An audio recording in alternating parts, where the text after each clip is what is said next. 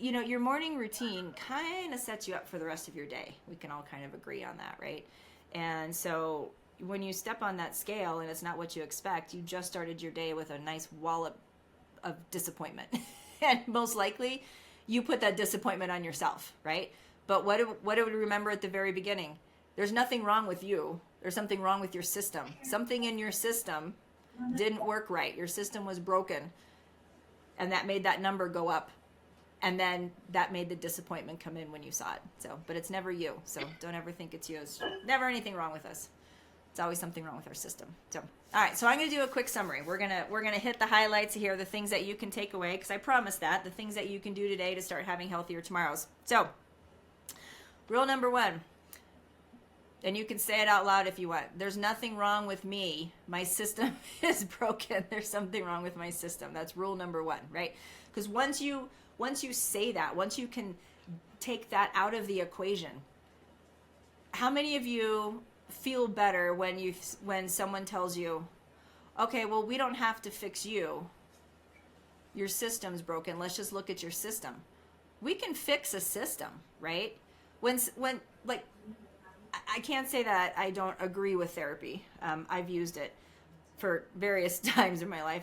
I've moved to coaching because I think coaching is more beneficial than therapy sometimes. But, generally speaking, do I want to spend months going back and unlocking every part of my childhood, and we've got a few decades to go, right?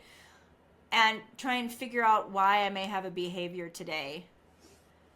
Or do I want to look at it and say, okay, there's nothing wrong with me. There never was. There never will be. There's just something wrong with my system. Just saying that, I can take a deep breath and go, okay, I'm here. I'm safe. I'm good. Hey, coach, can you help me figure out what's wrong with my broken system, because this keeps happening, right? That's when you get that outside perspective in. So it's never anything wrong with you. There's just something wrong with your system. So that's rule number 1. Rule number 2, your thirst. Don't let your body tell you you're hungry when you're thirsty. Just make sure 6 to 8 glasses of water. Start doing that tomorrow.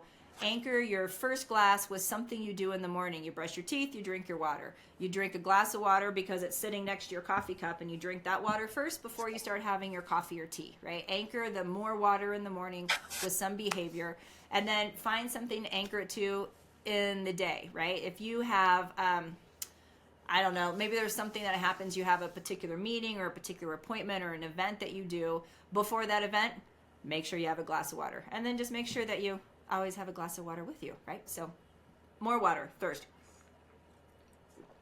Reminded me that I was thirsty. Okay, so then the second thing, so we have our systems, we have our thirst, and then we have our nutritional hunger, right? If our diets are predominantly non-functional foods, the processed foods, your body is probably signaling you to eat more because it needs the nutrition. You are nutritionally void. Your body doesn't feel like it has what it needs. So go back to thinking, what was the human diet, right? We're not elephants, we're not seals, we're not going to eat their diet, we're going to eat the human diet. The human diet, since we evolved, going all the way back to our ancestry, plants, animals, water, right? Then we started growing things, grains, fruits, vegetables, things like that. So the whole foods, the more whole foods, the better. So get your nutrition in. However you do it, get your nutrition in. And number 4 is, remember that it's more important to get more of the good stuff than the non-functional foods. If you're eating the pizza, eat the pizza. But make sure that you've also had some nutritional foods in your diet. You've had more nutrition than pizza, right? So just make sure you put that in. And last but not least, put on your little timeline. Okay, how did that first bite taste? Great. By about 6 or 7, just stop and do a check-in and ask yourself, are you even tasting this food anymore? Or are you just eating it to finish it, right? Are you just eating it because you're in a social setting? Are you eating it because you don't want to walk away and leave it on your plate, right? In my household, when I was growing up, we didn't leave the table until we finished everything on our plate. Do you know how long it took me to unpack that and get that story out of my my daily habits out of my system is that I don't have to finish everything on my plate. A, there's a thing called leftovers if you're really into that. But B, it's okay to leave food. Like, just we had to eat everything on our plate, and I love you, Mom and Dad, but that didn't work out so well for me. There was a time in my life where I just had to leave it. And then the other thing I want to share with you is kind of like, I want to give you guys something, a little trick that you can use, and this is going to be like your little power shift tool.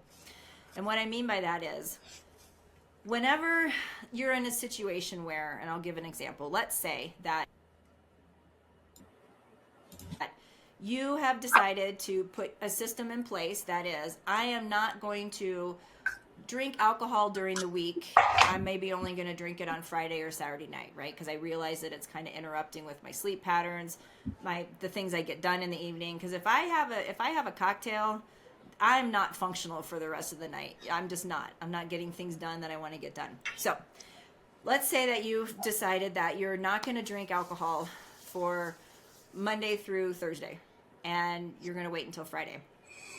Well, then life happens, an event comes around the corner, either with your friends or maybe at work. You guys just did this really good job on this project, and you're going out and you're celebrating with your team, and you're in the restaurant and you are just so ready to order your club soda with a twist because it's Thursday, and you've told yourself, you've built this system around, I'm not going to drink until Friday.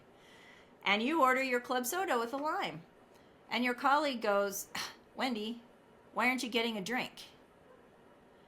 And then you just kind of like, you just kind of shrink into yourself, right? And you lose that control, and you usually give in. It's like, oh yeah, you're right. Can I just get a glass of wine, right?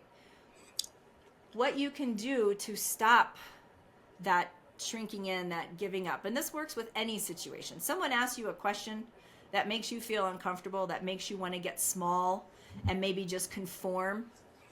You ask them a question. You only need to ask them one question to give yourself time to regroup and to shift your mindset a little bit. And that question is, why do you ask? Ask them. When someone asks you a question that makes you uncomfortable, that makes you want to shrink down and be small, then don't do that. Just turn around and ask the question, why do you ask? And it's very effective for two reasons. Reason number one is it might give you time to do a quick check-in, remember your why you have your system in place of not wanting to drink on Friday, and it just gives you that time to reset it. You're back again. You're in control of the conversation. You're in control of the choice. The other thing it does is, if the question's really weird, and you're just like, why did you ask me that, right? The other thing it can do is it gives the person who asked you the question a chance to maybe put some context behind it and clarify why they're asked, right? Here's another example. Your system in place is to go to the gym Monday, Wednesday, and Friday at work, right? So 3 days a week, your lunch hour, you're going to the gym, or maybe you're going out for a walk. That's your system, okay?